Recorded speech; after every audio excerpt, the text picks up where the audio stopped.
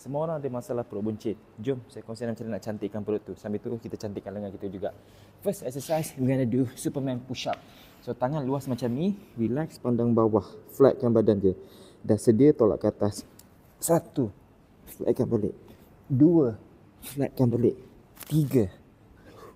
Saya sangat yakin insya-Allah bila anda dah buat ni lebih 10 kali, anda rasa kat perut anda tegang betul. 6, 7, 8, 9, 10.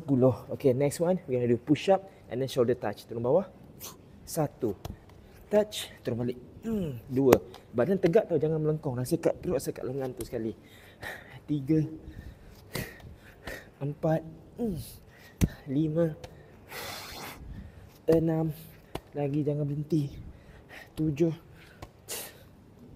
8, come on. 9, 10. Next one, butterfly sit up. Now, kaki buka luas in this position. Tangan lurus. Sentuh hujung ibu jari. 1, 2, rasa kat perut tu. 3, 4 lagi. 5, rasa kat perut, rasa terbakar kat sini. 6, 7, lagi 8, 9, 10. Rasa perut, rasa lengan, semua rasa. Saya sangat yakin lepas ni dah fit dah. Rehat sekejap 1 minit, lepas tu sambung balik. Cuba buat sebanyak anda boleh. Lagi banyak, lagi bagus. Dan komen kat bawah apa lagi contoh senaman yang korang nak saya kongsikan kepada anda semua.